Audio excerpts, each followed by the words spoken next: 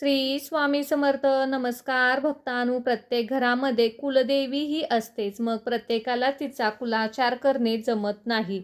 मग काही कारणास्तव आपल्याला कुलाचार केला गेला नाही तर आपल्या हातून विसरला गेला असेल तर आपण इतर देवांची पूजा करतो पण आपल्या कुलदेवतेला विसरतो. मग अशा वेळी घरात सतत वाद उद्भवतात, कामात यश येत नाही, एकामागून एक आजारपण व संकटे येतात, पैसा येतो पण टिकत नाही, घरामध्ये मुले तुमचे ऐकत नाहीत. अशा वेळी तुम्हाला काय करावे हे सुचत नाही. तर अशावेळी तुम्ही कुलदेवतेला प्रसन्न करण्यासाठी फक्त हा मंत्र तुमच्या घरामध्ये लावून ठेवा.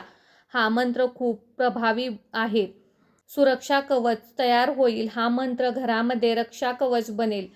आपण आपले कुलदेवीची सदैव आपली रक्षा करत असते. भक्तांनो, असे काही लोक आहेत ज्यांना कुलदेवी माहीतच नाही. ज्यांना माहीत आहे त्यांनी या मंत्र ही माहीत नाही. पण अशा वेळी फक्त 108 वेळा तुम्हाला या मंत्राचा जप करायचा आहे. हा मंत्र खूप प्रभावी आहे. कुलदेवतेचा उपवास व्रत करणे जमत नसेल तर काही हरकत नाही. फक्त या मंत्राच्या उच्चाराने सुद्धा कुलदेवता प्रसन्न होते. जेवढी या मंत्रात ताकद आहे तेवढीच या मंत्राची ताकद नामस्मरणातही आहे. संपूर्ण जग जिंकण्याची ताकद आपल्यामध्ये याच मंत्राने येणार आहे. म्हणून भक्तांनो, आजच्या या मंत्राकडे दुर्लक्ष करू नका. कुलदेवतेची कृपा तुमच्यावर राहण्यासाठी हा मंत्र घरामध्ये नक्कीच लावा. धन संपत्ती वैभवाने घर भरून जाईल. तुमचे आयुष्य सुखमय होईल. चला तर भक्तांनो, या मंत्रजपाला सुरुवात करूया. ओम कुलदेवी नमस्तुभ्यं कुलवृद्धी प्रदायनी. ओम कुलदेवी नमस्तुभ्यं कुलवृद्धी प्रदायनी. ओम कुलदेवी नमस्तुभ्यं कुलवृद्धी प्रदायनी. ओम कुलदेवी नमस्तुभ्यं कुलवृद्धी प्रदायनी. ओम कुलदेवी नमस्तुभ्यं कुलवृद्धी प्रदायनी. ओम कुलदेवी नमस्तुभ्यं कुलवृद्धी प्रदायनी. ओम कुलदेवी नमस्तुभ्यं कुलवृद्धी प्रदायनी. ओम कुलदेवी नमस्तुभ्यं कुलवृद्धी प्रदायनी. ओम कुलदेवी नमस्तुभ्यं कुलवृद्धी प्रदायनी. ओम कुलदेवी नमस्तुभ्यं कुलवृद्धी प्रदायनी. ओम कुलदेवी नमस्तुभ्यं कुलवृद्धी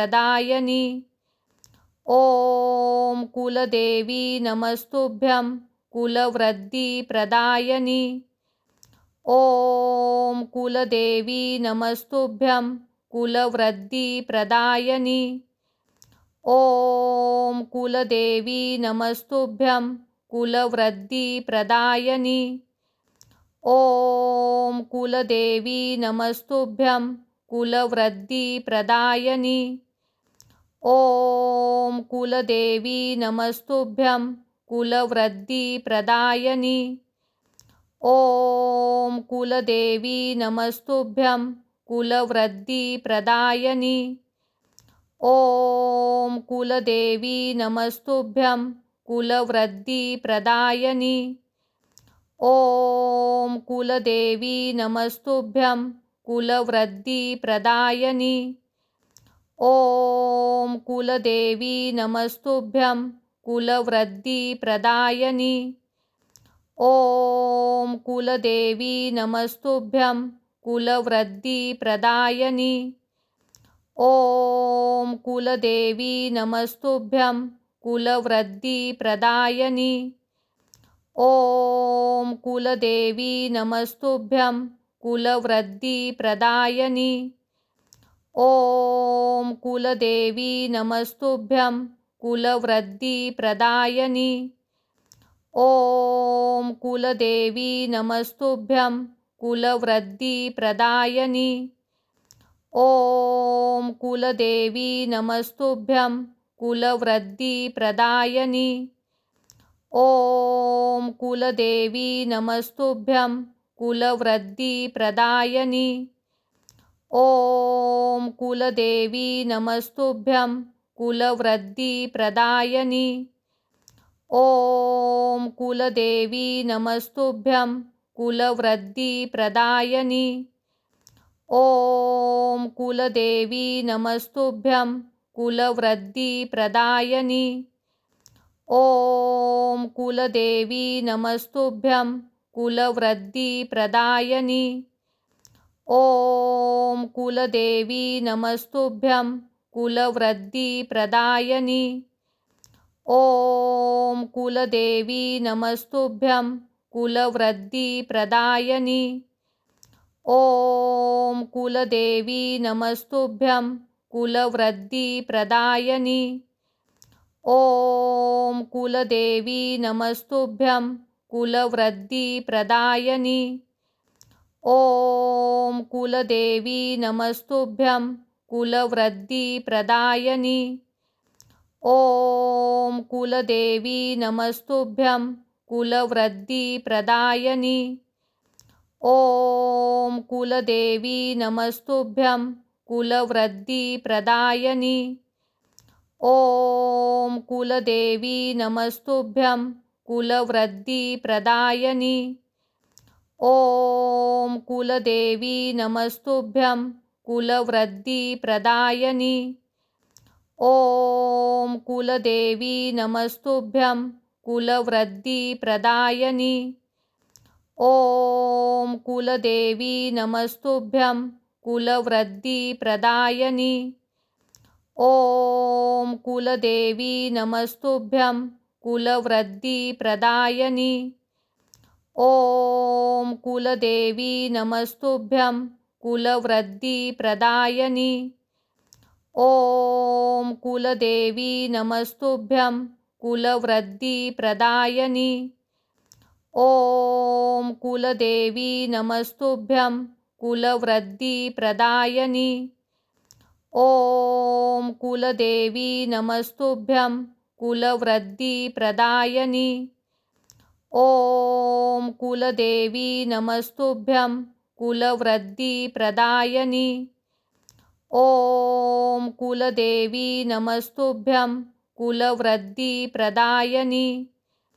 ॐ कुलदेवी नमस्तुभ्यं कुलवृद्धिप्रदायिनी।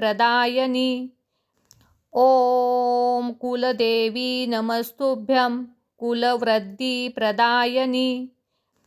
ॐ कुलदेवी नमस्तुभ्यं कुलवृद्धिप्रदायिनी।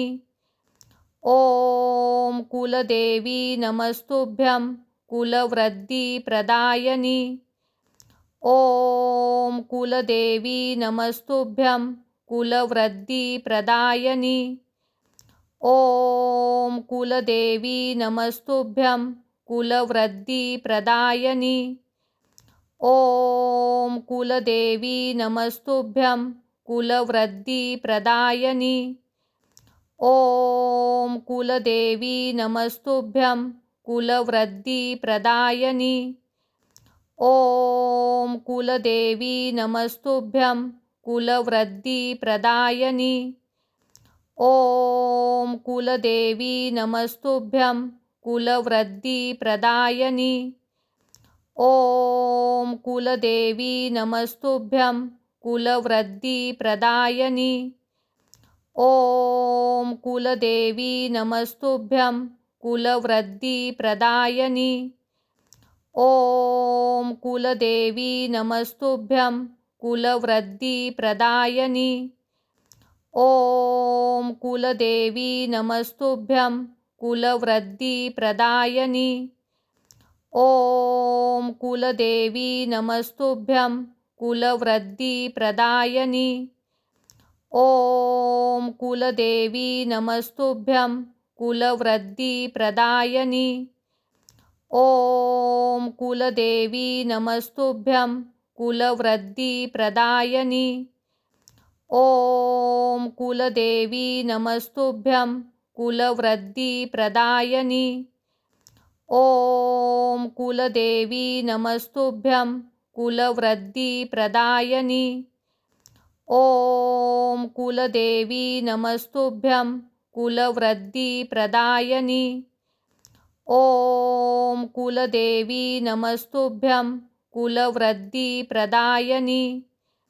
ॐ कुलदेवी नमस्तुभ्यं कुलवृद्धिप्रदायिनी। ॐ कुलदेवी नमस्तुभ्यं कुलवृद्धिप्रदायिनी। ॐ कुलदेवी नमस्तुभ्यं कुलवृद्धिप्रदायिनी। ॐ कुलदेवी नमस्तुभ्यं कुलवृद्धिप्रदायिनी।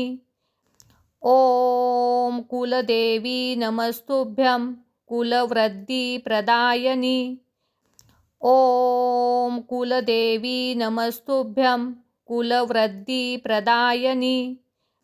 ॐ कुलदेवी नमस्तुभ्यं कुलवृद्धिप्रदायिनी। ॐ कुलदेवी नमस्तुभ्यं कुलवृद्धिप्रदायिनी। ॐ कुलदेवी नमस्तुभ्यं कुलवृद्धिप्रदायिनी।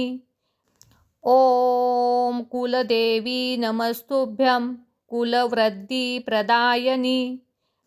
ॐ कुलदेवी नमस्तुभ्यं कुलवृद्धिप्रदायिनी। ॐ कुलदेवी नमस्तुभ्यं कुलवृद्धिप्रदायिनी। ॐ कुलदेवी नमस्तुभ्यं कुलवृद्धिप्रदायिनी। ॐ कुलदेवी नमस्तुभ्यं कुलवृद्धिप्रदायिनी।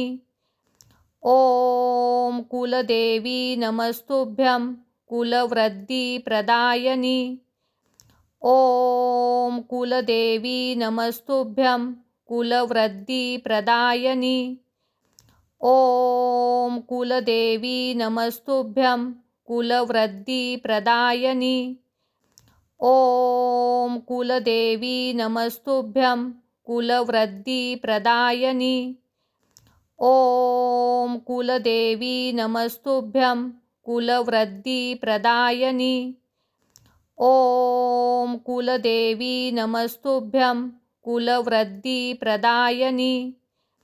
ॐ कुलदेवी नमस्तुभ्यं कुलवृद्धिप्रदायिनी। ॐ कुलदेवी नमस्तुभ्यं कुलवृद्धिप्रदायिनी।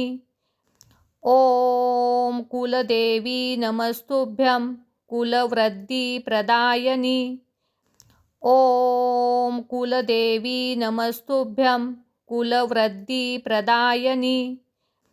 ॐ कुलदेवी नमस्तुभ्यं कुलवृद्धिप्रदायिनी। ॐ कुलदेवी नमस्तुभ्यं कुलवृद्धिप्रदायिनी।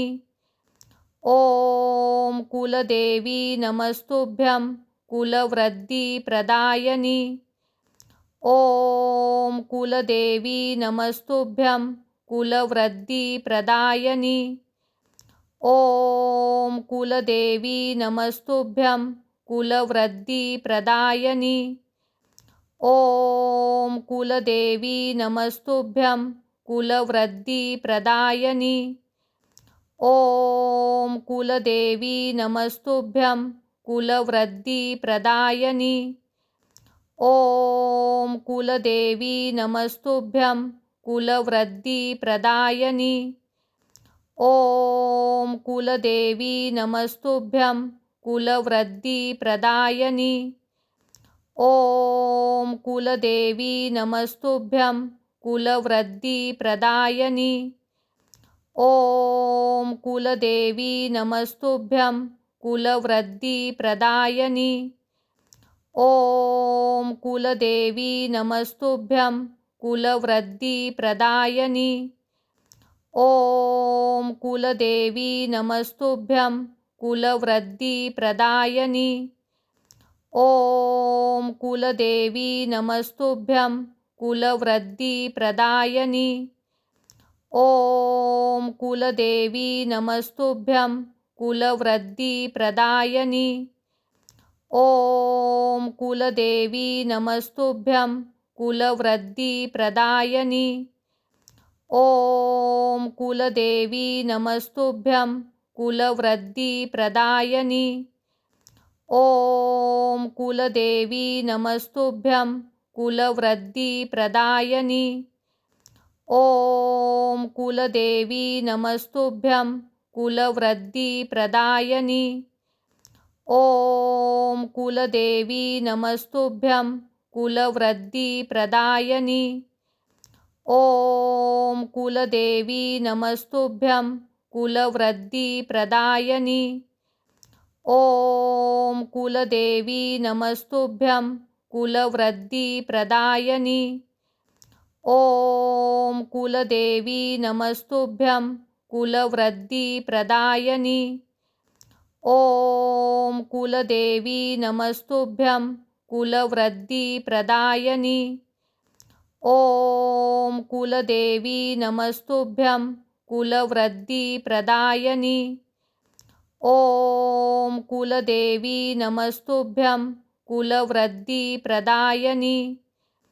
ॐ कुलदेवी नमस्तुभ्यं कुलवृद्धिप्रदायिनी। ॐ कुलदेवी नमस्तुभ्यं कुलवृद्धिप्रदायिनी। ॐ कुलदेवी नमस्तुभ्यं कुलवृद्धिप्रदायिनी। ॐ कुलदेवी नमस्तुभ्यं कुलवृद्धिप्रदायिनी। ॐ कुलदेवी नमस्तुभ्यं कुलवृद्धिप्रदायिनी। ॐ कुलदेवी नमस्तुभ्यं कुलवृद्धिप्रदायिनी।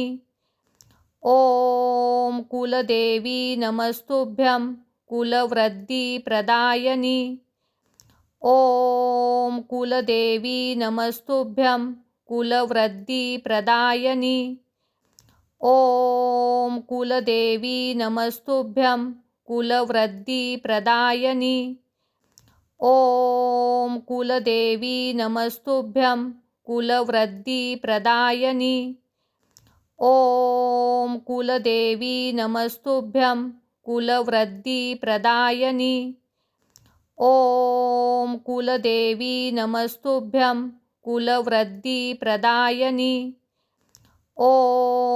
कुलदेवी नमस्तुभ्यं कुलवृद्धिप्रदायिनी। ॐ कुलदेवी नमस्तुभ्यं कुलवृद्धिप्रदायिनी। ॐ कुलदेवी नमस्तुभ्यं कुलवृद्धिप्रदायिनी। ॐ कुलदेवी नमस्तुभ्यं कुलवृद्धिप्रदायिनी। ॐ कुलदेवी नमस्तुभ्यं कुलवृद्धिप्रदायिनी। ॐ कुलदेवी नमस्तुभ्यं कुलवृद्धिप्रदायिनी। ॐ कुलदेवी नमस्तुभ्यं कुलवृद्धिप्रदायिनी। ॐ कुलदेवी नमस्तुभ्यं कुलवृद्धिप्रदायिनी। ॐ कुलदेवी नमस्तुभ्यं कुलवृद्धिप्रदायिनी। ॐ कुलदेवी नमस्तुभ्यं कुलवृद्धिप्रदायिनी। ॐ कुलदेवी नमस्तुभ्यं कुलवृद्धिप्रदायिनी। ॐ कुलदेवी नमस्तुभ्यं कुलवृद्धिप्रदायिनी। ॐ कुलदेवी नमस्तुभ्यं कुलवृद्धिप्रदायिनी। ॐ कुलदेवी नमस्तुभ्यं कुलवृद्धिप्रदायिनी। ॐ कुलदेवी नमस्तुभ्यं कुलवृद्धिप्रदायिनी। ॐ कुलदेवी नमस्तुभ्यं कुलवृद्धिप्रदायिनी। ॐ कुलदेवी नमस्तुभ्यं कुलवृद्धिप्रदायिनी। ॐ कुलदेवी नमस्तुभ्यं कुलवृद्धिप्रदायिनी। ॐ कुलदेवी नमस्तुभ्यं कुलवृद्धिप्रदायिनी। ॐ कुलदेवी नमस्तुभ्यं कुलवृद्धिप्रदायिनी। ॐ कुलदेवी नमस्तुभ्यं कुलवृद्धिप्रदायिनी। ॐ कुलदेवी नमस्तुभ्यं कुलवृद्धिप्रदायिनी। ॐ कुलदेवी नमस्तुभ्यं कुलवृद्धिप्रदायिनी। ॐ कुलदेवी नमस्तुभ्यं कुलवृद्धिप्रदायिनी। ॐ कुलदेवी नमस्तुभ्यं कुलवृद्धिप्रदायिनी। ॐ कुलदेवी नमस्तुभ्यं कुलवृद्धिप्रदायिनी। ॐ कुलदेवी नमस्तुभ्यं कुलवृद्धिप्रदायिनी। ॐ कुलदेवी नमस्तुभ्यं कुलवृद्धिप्रदायिनी। ॐ कुलदेवी नमस्तुभ्यं कुलवृद्धिप्रदायिनी। ॐ कुलदेवी नमस्तुभ्यं कुलवृद्धिप्रदायिनी। ॐ कुलदेवी नमस्तुभ्यं कुलवृद्धिप्रदायिनी। ॐ कुलदेवी नमस्तुभ्यं कुलवृद्धिप्रदायिनी। ॐ कुलदेवी नमस्तुभ्यं कुलवृद्धिप्रदायिनी। ॐ कुलदेवी नमस्तुभ्यं कुलवृद्धिप्रदायिनी। ॐ कुलदेवी नमस्तुभ्यं कुलवृद्धिप्रदायिनी। ॐ कुलदेवी नमस्तुभ्यं कुलवृद्धिप्रदायिनी।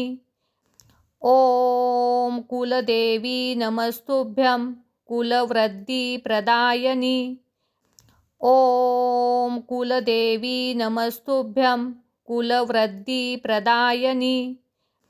ॐ कुलदेवी नमस्तुभ्यं कुलवृद्धिप्रदायिनी।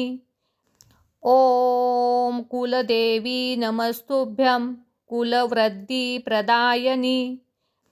ॐ कुलदेवी नमस्तुभ्यं कुलवृद्धिप्रदायिनी। ॐ कुलदेवी नमस्तुभ्यं कुलवृद्धिप्रदायिनी। ॐ कुलदेवी नमस्तुभ्यं कुलवृद्धिप्रदायिनी। ॐ कुलदेवी नमस्तुभ्यं कुलवृद्धिप्रदायिनी। ॐ कुलदेवी नमस्तुभ्यं कुलवृद्धिप्रदायिनी। ॐ कुलदेवी नमस्तुभ्यं कुलवृद्धिप्रदायिनी। ॐ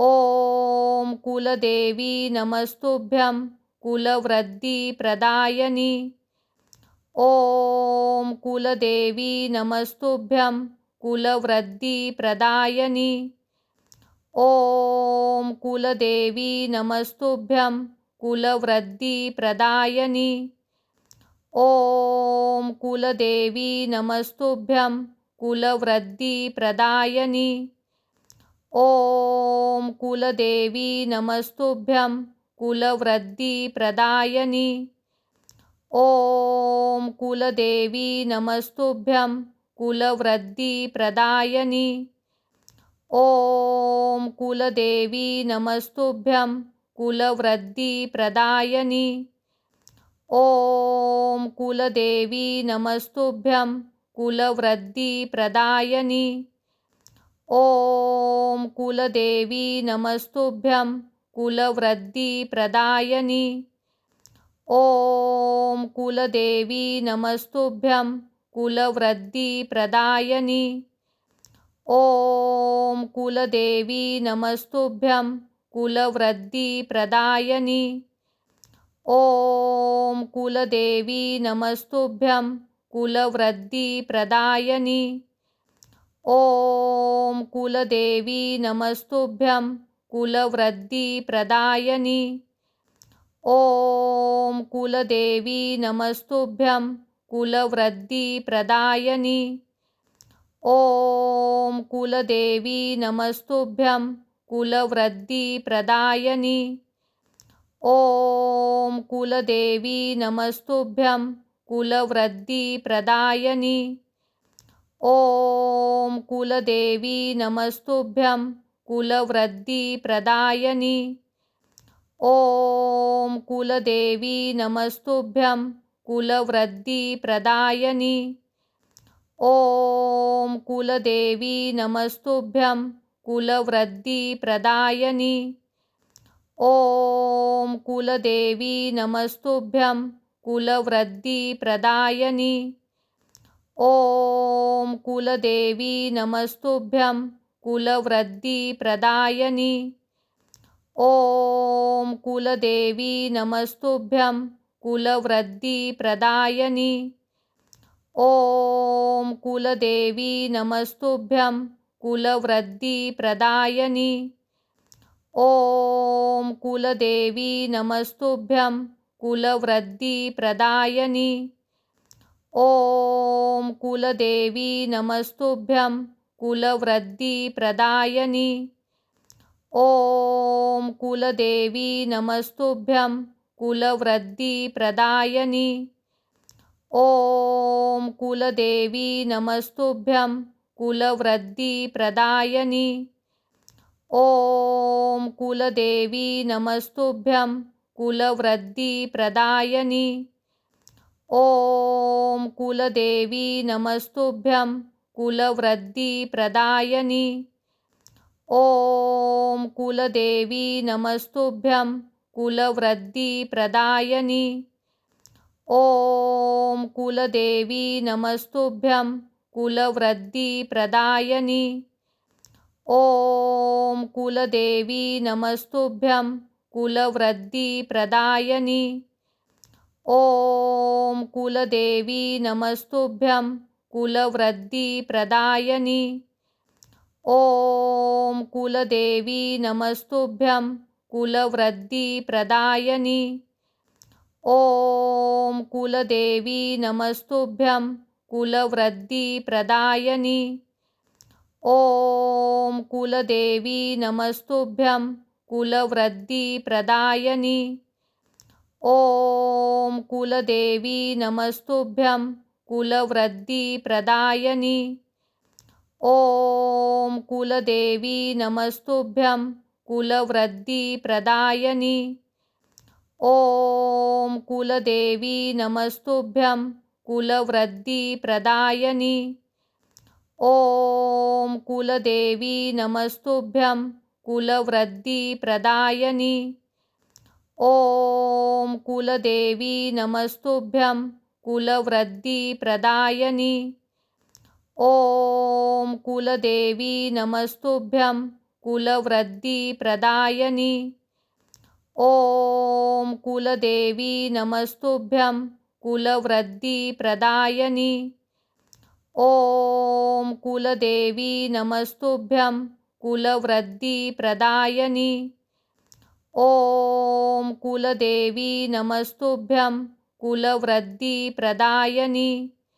ॐ कुलदेवी नमस्तुभ्यं कुलवृद्धिप्रदायिनी। ॐ कुलदेवी नमस्तुभ्यं कुलवृद्धिप्रदायिनी। ॐ कुलदेवी नमस्तुभ्यं कुलवृद्धिप्रदायिनी। ॐ कुलदेवी नमस्तुभ्यं कुलवृद्धिप्रदायिनी। ॐ कुलदेवी नमस्तुभ्यं कुलवृद्धिप्रदायिनी। ॐ कुलदेवी नमस्तुभ्यं कुलवृद्धिप्रदायिनी। ॐ कुलदेवी नमस्तुभ्यं कुलवृद्धिप्रदायिनी। ॐ कुलदेवी नमस्तुभ्यं कुलवृद्धिप्रदायिनी। ॐ कुलदेवी नमस्तुभ्यं कुलवृद्धिप्रदायिनी। ॐ कुलदेवी नमस्तुभ्यं कुलवृद्धिप्रदायिनी। ॐ कुलदेवी नमस्तुभ्यं कुलवृद्धिप्रदायिनी। ॐ कुलदेवी नमस्तुभ्यं कुलवृद्धिप्रदायिनी। ॐ कुलदेवी नमस्तुभ्यं कुलवृद्धिप्रदायिनी। ॐ कुलदेवी नमस्तुभ्यं कुलवृद्धिप्रदायिनी। ॐ कुलदेवी नमस्तुभ्यं कुलवृद्धिप्रदायिनी। ॐ कुलदेवी नमस्तुभ्यं कुलवृद्धिप्रदायिनी। ॐ कुलदेवी नमस्तुभ्यं कुलवृद्धिप्रदायिनी। ॐ कुलदेवी नमस्तुभ्यं कुलवृद्धिप्रदायिनी। ॐ कुलदेवी नमस्तुभ्यं कुलवृद्धिप्रदायिनी। ॐ कुलदेवी नमस्तुभ्यं कुलवृद्धिप्रदायिनी। ॐ कुलदेवी नमस्तुभ्यं कुलवृद्धिप्रदायिनी। ॐ कुलदेवी नमस्तुभ्यं कुलवृद्धिप्रदायिनी। ॐ कुलदेवी नमस्तुभ्यं कुलवृद्धिप्रदायिनी। ॐ कुलदेवी नमस्तुभ्यं कुलवृद्धिप्रदायिनी। ॐ कुलदेवी नमस्तुभ्यं कुलवृद्धिप्रदायिनी। ॐ कुलदेवी नमस्तुभ्यं कुलवृद्धिप्रदायिनी। ॐ कुलदेवी नमस्तुभ्यं कुलवृद्धिप्रदायिनी। ॐ कुलदेवी नमस्तुभ्यं कुलवृद्धिप्रदायिनी। ॐ कुलदेवी नमस्तुभ्यं कुलवृद्धिप्रदायिनी। ॐ कुलदेवी नमस्तुभ्यं कुलवृद्धिप्रदायिनी। ॐ कुलदेवी नमस्तुभ्यं कुलवृद्धिप्रदायिनी। ॐ कुलदेवी नमस्तुभ्यं कुलवृद्धिप्रदायिनी। ॐ कुलदेवी नमस्तुभ्यं कुलवृद्धिप्रदायिनी। ॐ कुलदेवी नमस्तुभ्यं कुलवृद्धिप्रदायिनी। ॐ कुलदेवी नमस्तुभ्यं कुलवृद्धिप्रदायिनी। ॐ कुलदेवी नमस्तुभ्यं कुलवृद्धिप्रदायिनी। ॐ कुलदेवी नमस्तुभ्यं कुलवृद्धिप्रदायिनी। ॐ कुलदेवी नमस्तुभ्यं कुलवृद्धिप्रदायिनी।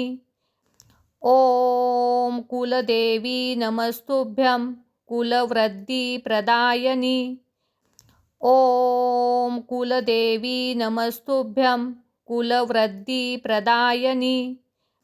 ॐ कुलदेवी नमस्तुभ्यं कुलवृद्धिप्रदायिनी। ॐ कुलदेवी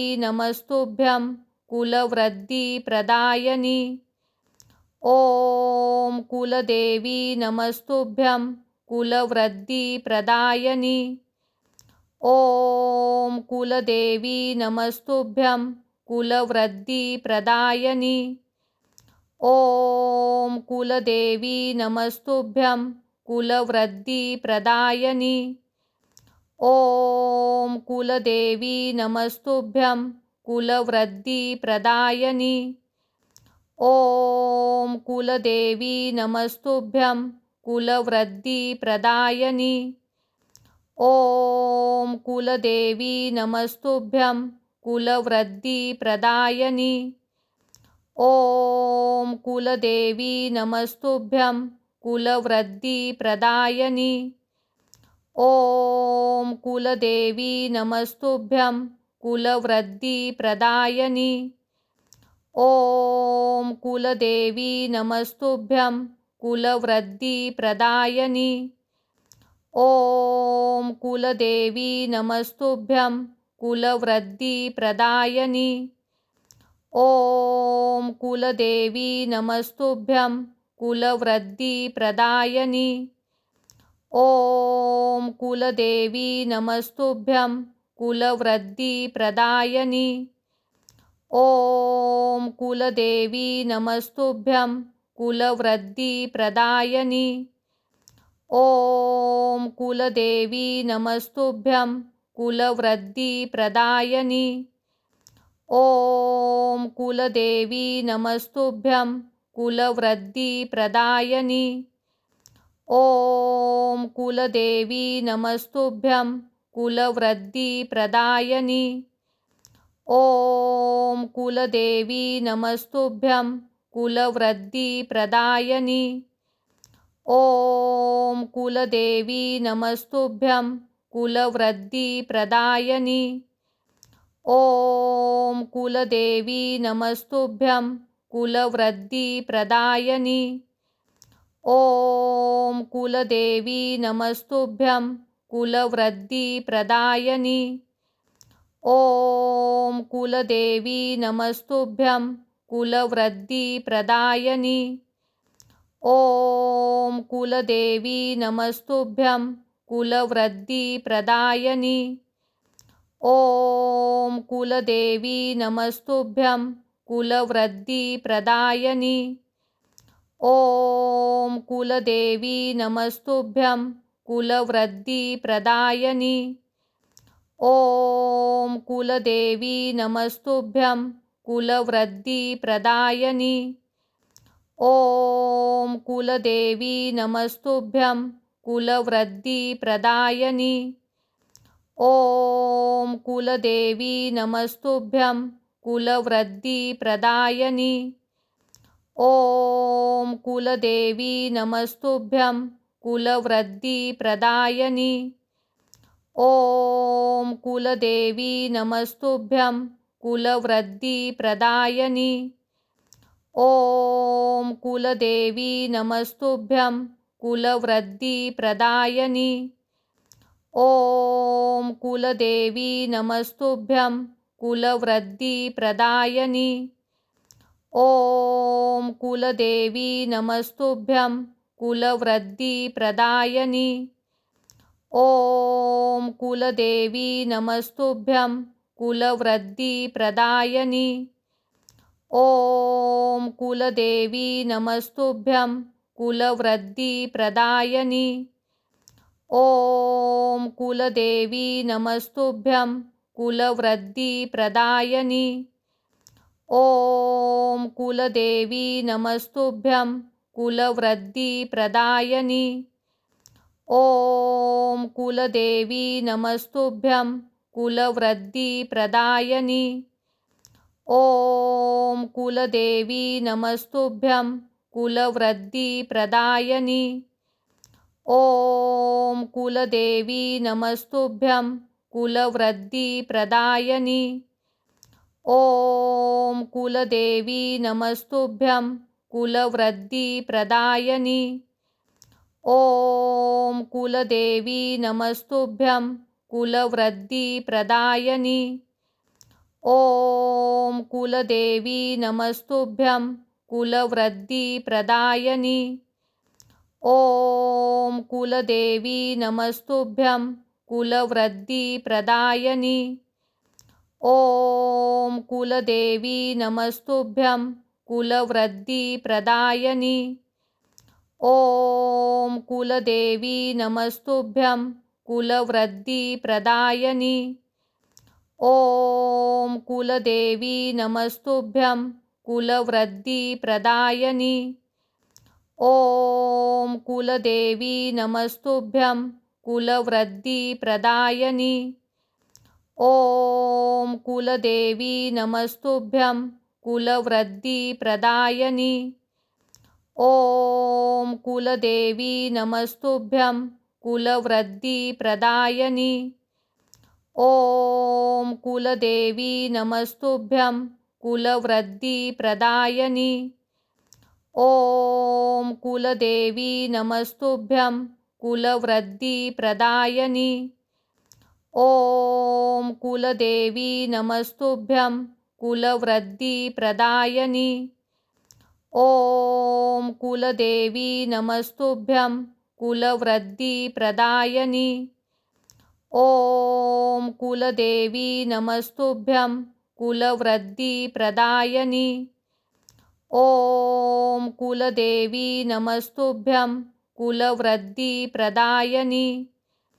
ॐ कुलदेवी नमस्तुभ्यं कुलवृद्धिप्रदायिनी। ॐ कुलदेवी नमस्तुभ्यं कुलवृद्धिप्रदायिनी। ॐ कुलदेवी नमस्तुभ्यं कुलवृद्धिप्रदायिनी।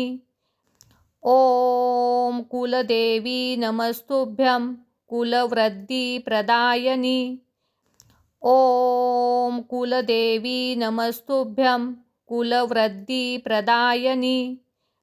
ॐ कुलदेवी नमस्तुभ्यं कुलवृद्धिप्रदायिनी। ॐ कुलदेवी नमस्तुभ्यं कुलवृद्धिप्रदायिनी। ॐ कुलदेवी नमस्तुभ्यं कुलवृद्धिप्रदायिनी।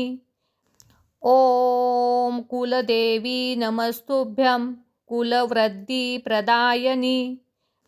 ॐ कुलदेवी नमस्तुभ्यं कुलवृद्धिप्रदायिनी।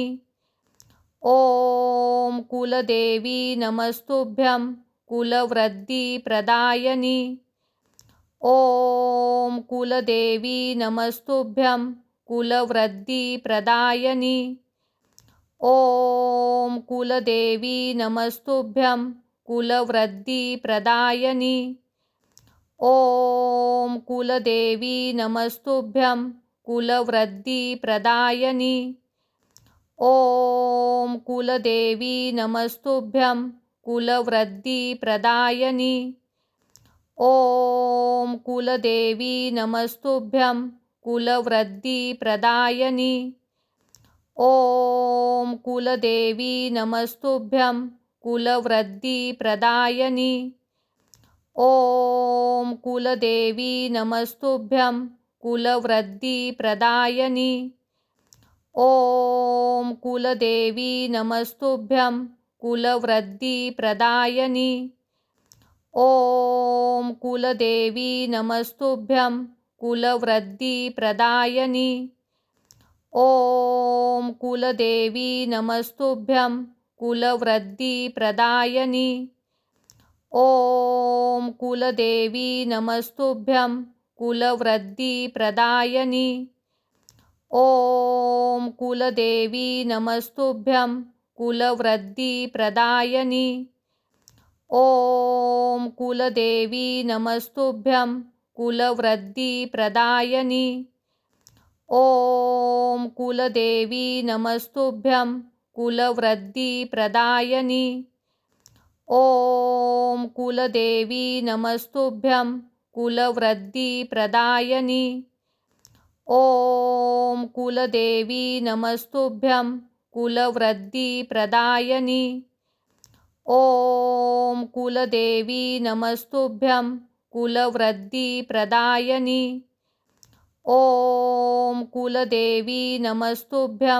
कुलवृद्धिप्रदायिनी। ॐ कुलदेवी नमस्तुभ्यं कुलवृद्धिप्रदायिनी। ॐ कुलदेवी नमस्तुभ्यं कुलवृद्धिप्रदायिनी।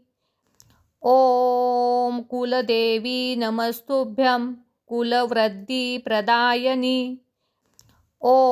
ॐ कुलदेवी नमस्तुभ्यं कुलवृद्धिप्रदायिनी।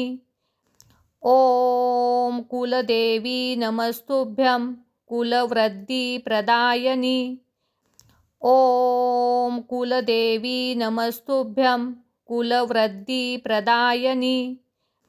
ॐ कुलदेवी नमस्तुभ्यं कुलवृद्धिप्रदायिनी। ॐ कुलदेवी नमस्तुभ्यं कुलवृद्धिप्रदायिनी। ॐ कुलदेवी नमस्तुभ्यं कुलवृद्धिप्रदायिनी। ॐ कुलदेवी नमस्तुभ्यं कुलवृद्धिप्रदायिनी। ॐ कुलदेवी नमस्तुभ्यं कुलवृद्धिप्रदायिनी। ॐ कुलदेवी नमस्तुभ्यं कुलवृद्धिप्रदायिनी। ॐ कुलदेवी नमस्तुभ्यं कुलवृद्धिप्रदायिनी।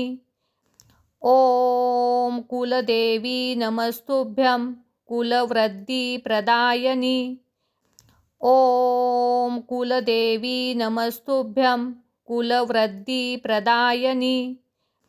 ॐ कुलदेवी नमस्तुभ्यं कुलवृद्धिप्रदायिनी। ॐ कुलदेवी नमस्तुभ्यं कुलवृद्धिप्रदायिनी। ॐ कुलदेवी नमस्तुभ्यं कुलवृद्धिप्रदायिनी। ॐ कुलदेवी नमस्तुभ्यं कुलवृद्धिप्रदायिनी। ॐ कुलदेवी नमस्तुभ्यं कुलवृद्धिप्रदायिनी। ॐ कुलदेवी नमस्तुभ्यं कुलवृद्धिप्रदायिनी। ॐ कुलदेवी नमस्तुभ्यं कुलवृद्धिप्रदायिनी। ॐ कुलदेवी नमस्तुभ्यं कुलवृद्धिप्रदायिनी।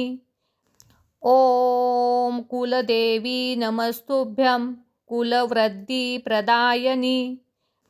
ॐ कुलदेवी नमस्तुभ्यं कुलवृद्धिप्रदायिनी। ॐ कुलदेवी नमस्तुभ्यं कुलवृद्धिप्रदायिनी। ॐ कुलदेवी नमस्तुभ्यं कुलवृद्धिप्रदायिनी। ॐ कुलदेवी नमस्तुभ्यं कुलवृद्धिप्रदायिनी। ॐ कुलदेवी नमस्तुभ्यं कुलवृद्धिप्रदायिनी। ॐ कुलदेवी नमस्तुभ्यं कुलवृद्धिप्रदायिनी। ॐ कुलदेवी नमस्तुभ्यं कुलवृद्धिप्रदायिनी। ॐ कुलदेवी नमस्तुभ्यं कुलवृद्धिप्रदायिनी। ॐ कुलदेवी नमस्तुभ्यं कुलवृद्धिप्रदायिनी। ॐ कुलदेवी नमस्तुभ्यं कुलवृद्धिप्रदायिनी। ॐ कुलदेवी नमस्तुभ्यं कुलवृद्धिप्रदायिनी। ॐ कुलदेवी नमस्तुभ्यं कुलवृद्धिप्रदायिनी। ॐ कुलदेवी नमस्तुभ्यं कुलवृद्धिप्रदायिनी। ॐ कुलदेवी नमस्तुभ्यं कुलवृद्धिप्रदायिनी। ॐ कुलदेवी नमस्तुभ्यं कुलवृद्धिप्रदायिनी। ॐ कुलदेवी नमस्तुभ्यं कुलवृद्धिप्रदायिनी। ॐ कुलदेवी नमस्तुभ्यं कुलवृद्धिप्रदायिनी। ॐ कुलदेवी नमस्तुभ्यं कुलवृद्धिप्रदायिनी। ॐ कुलदेवी नमस्तुभ्यं कुलवृद्धिप्रदायिनी। ॐ कुलदेवी नमस्तुभ्यं कुलवृद्धिप्रदायिनी। ॐ कुलदेवी नमस्तुभ्यं कुलवृद्धिप्रदायिनी। ॐ कुलदेवी नमस्तुभ्यं कुलवृद्धिप्रदायिनी। ॐ कुलदेवी नमस्तुभ्यं कुलवृद्धिप्रदायिनी। ॐ कुलदेवी नमस्तुभ्यं कुलवृद्धिप्रदायिनी। ॐ कुलदेवी नमस्तुभ्यं कुलवृद्धिप्रदायिनी। ॐ कुलदेवी नमस्तुभ्यं कुलवृद्धिप्रदायिनी। ॐ कुलदेवी नमस्तुभ्यं कुलवृद्धिप्रदायिनी। ॐ कुलदेवी नमस्तुभ्यं कुलवृद्धिप्रदायिनी। ॐ कुलदेवी नमस्तुभ्यं कुलवृद्धिप्रदायिनी। ॐ कुलदेवी नमस्तुभ्यं कुलवृद्धिप्रदायिनी।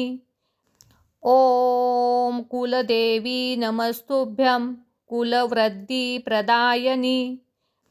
ॐ कुलदेवी नमस्तुभ्यं कुलवृद्धिप्रदायिनी। ॐ कुलदेवी नमस्तुभ्यं कुलवृद्धिप्रदायिनी।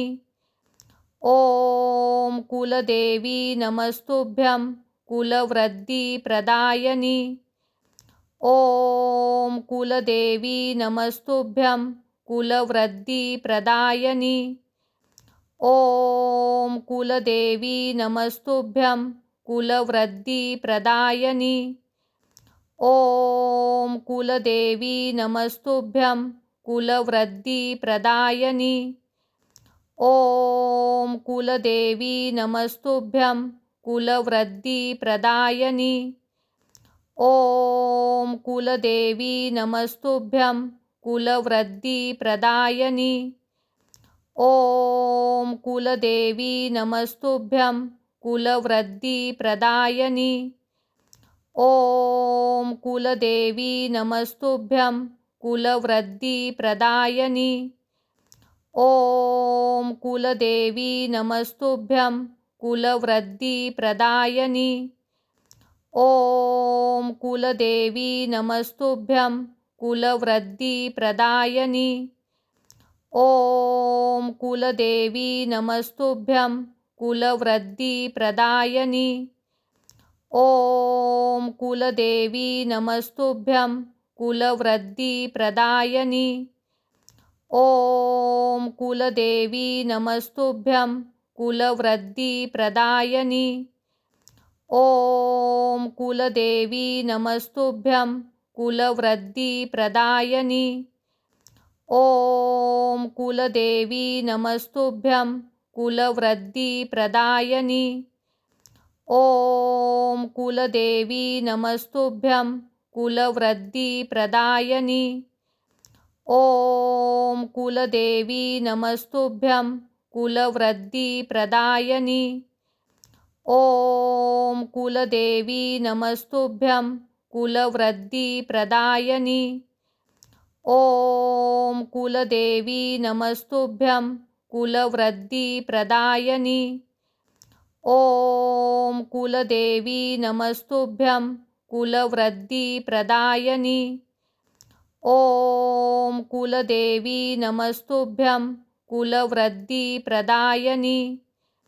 ॐ कुलदेवी नमस्तुभ्यं कुलवृद्धिप्रदायिनी। ॐ कुलदेवी नमस्तुभ्यं कुलवृद्धिप्रदायिनी। ॐ कुलदेवी नमस्तुभ्यं कुलवृद्धिप्रदायिनी। ॐ कुलदेवी नमस्तुभ्यं कुलवृद्धिप्रदायिनी। ॐ कुलदेवी नमस्तुभ्यं कुलवृद्धिप्रदायिनी। ॐ कुलदेवी नमस्तुभ्यं कुलवृद्धिप्रदायिनी। ॐ कुलदेवी नमस्तुभ्यं कुलवृद्धिप्रदायिनी। ॐ कुलदेवी नमस्तुभ्यं कुलवृद्धिप्रदायिनी। ॐ कुलदेवी नमस्तुभ्यं कुलवृद्धिप्रदायिनी। ॐ कुलदेवी नमस्तुभ्यं कुलवृद्धिप्रदायिनी। ॐ कुलदेवी नमस्तुभ्यं कुलवृद्धिप्रदायिनी। ॐ कुलदेवी नमस्तुभ्यं कुलवृद्धिप्रदायिनी। ॐ कुलदेवी नमस्तुभ्यं कुलवृद्धिप्रदायिनी। ॐ कुलदेवी नमस्तुभ्यं कुलवृद्धिप्रदायिनी। ॐ कुलदेवी नमस्तुभ्यं कुलवृद्धिप्रदायिनी। ॐ कुलदेवी नमस्तुभ्यं कुलवृद्धिप्रदायिनी। ॐ कुलदेवी नमस्तुभ्यं कुलवृद्धिप्रदायिनी। ॐ कुलदेवी नमस्तुभ्यं कुलवृद्धिप्रदायिनी। ॐ कुलदेवी नमस्तुभ्यं कुलवृद्धिप्रदायिनी। ॐ कुलदेवी नमस्तुभ्यं कुलवृद्धिप्रदायिनी। ॐ कुलदेवी नमस्तुभ्यं कुलवृद्धिप्रदायिनी। ॐ कुलदेवी नमस्तुभ्यं कुलवृद्धिप्रदायिनी। ॐ कुलदेवी नमस्तुभ्यं कुलवृद्धिप्रदायिनी। ॐ कुलदेवी नमस्तुभ्यं कुलवृद्धिप्रदायिनी। ॐ कुलदेवी नमस्तुभ्यं कुलवृद्धिप्रदायिनी। ॐ कुलदेवी नमस्तुभ्यं कुलवृद्धिप्रदायिनी। ॐ कुलदेवी नमस्तुभ्यं कुलवृद्धिप्रदायिनी। ॐ कुलदेवी नमस्तुभ्यं कुलवृद्धिप्रदायिनी। ॐ कुलदेवी नमस्तुभ्यं कुलवृद्धिप्रदायिनी। ॐ कुलदेवी नमस्तुभ्यं कुलवृद्धिप्रदायिनी। ॐ कुलदेवी नमस्तुभ्यं कुलवृद्धिप्रदायिनी। ॐ कुलदेवी नमस्तुभ्यं कुलवृद्धिप्रदायिनी। ॐ कुलदेवी नमस्तुभ्यं कुलवृद्धिप्रदायिनी। ॐ कुलदेवी नमस्तुभ्यं कुलवृद्धिप्रदायिनी। ॐ कुलदेवी नमस्तुभ्यं कुलवृद्धिप्रदायिनी। ॐ कुलदेवी नमस्तुभ्यं कुलवृद्धिप्रदायिनी। ॐ कुलदेवी नमस्तुभ्यं कुलवृद्धिप्रदायिनी। ॐ कुलदेवी नमस्तुभ्यं कुलवृद्धिप्रदायिनी। ॐ कुलदेवी नमस्तुभ्यं कुलवृद्धिप्रदायिनी। ॐ कुलदेवी नमस्तुभ्यं कुलवृद्धिप्रदायिनी। ॐ कुलदेवी नमस्तुभ्यं कुलवृद्धिप्रदायिनी। ॐ कुलदेवी नमस्तुभ्यं कुलवृद्धिप्रदायिनी।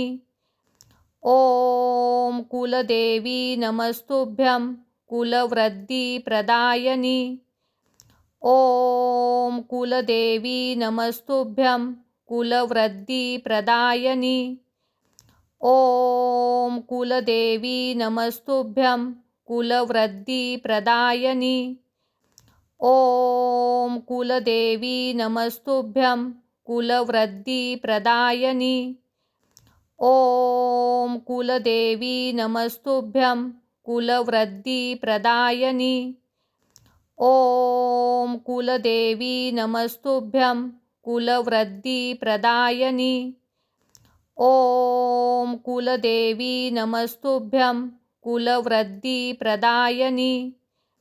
ॐ कुलदेवी नमस्तुभ्यं कुलवृद्धिप्रदायिनी। ॐ कुलदेवी नमस्तुभ्यं कुलवृद्धिप्रदायिनी। ॐ कुलदेवी नमस्तुभ्यं कुलवृद्धिप्रदायिनी। ॐ कुलदेवी नमस्तुभ्यं कुलवृद्धिप्रदायिनी। ॐ कुलदेवी नमस्तुभ्यं कुलवृद्धिप्रदायिनी। ॐ कुलदेवी नमस्तुभ्यं कुलवृद्धिप्रदायिनी। ॐ कुलदेवी नमस्तुभ्यं कुलवृद्धिप्रदायिनी। ॐ कुलदेवी नमस्तुभ्यं कुलवृद्धिप्रदायिनी। ॐ कुलदेवी नमस्तुभ्यं कुलवृद्धिप्रदायिनी। ॐ कुलदेवी नमस्तुभ्यं कुलवृद्धिप्रदायिनी। ॐ कुलदेवी नमस्तुभ्यं कुलवृद्धिप्रदायिनी। ॐ कुलदेवी नमस्तुभ्यं कुलवृद्धिप्रदायिनी। ॐ कुलदेवी नमस्तुभ्यं कुलवृद्धिप्रदायिनी। ॐ कुलदेवी नमस्तुभ्यं कुलवृद्धिप्रदायिनी।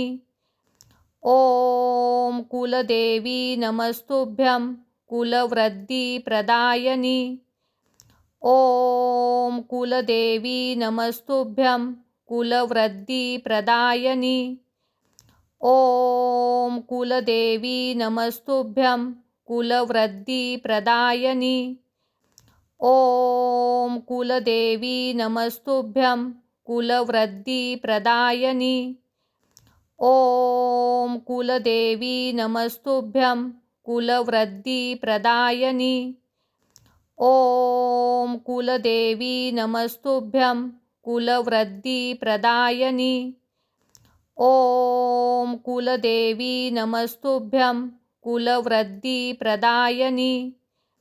ॐ कुलदेवी नमस्तुभ्यं कुलवृद्धिप्रदायिनी। ॐ कुलदेवी नमस्तुभ्यं कुलवृद्धिप्रदायिनी। ॐ कुलदेवी नमस्तुभ्यं कुलवृद्धिप्रदायिनी। ॐ कुलदेवी नमस्तुभ्यं कुलवृद्धिप्रदायिनी। ॐ कुलदेवी नमस्तुभ्यं कुलवृद्धिप्रदायिनी। ॐ कुलदेवी नमस्तुभ्यं कुलवृद्धिप्रदायिनी।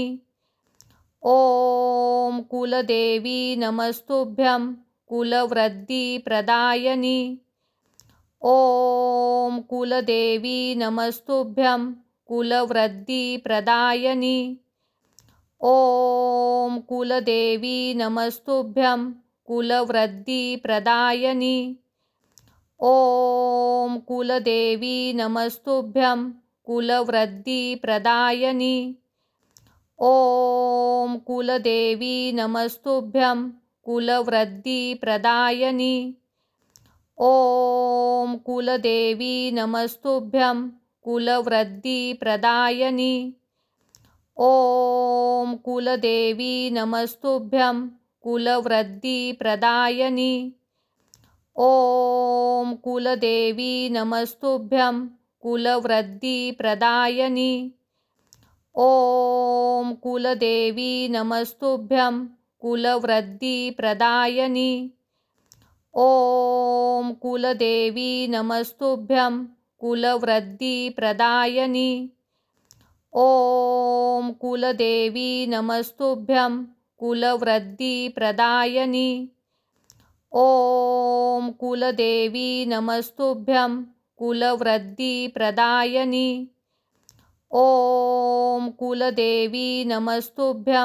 कुलवृद्धिप्रदायिनी।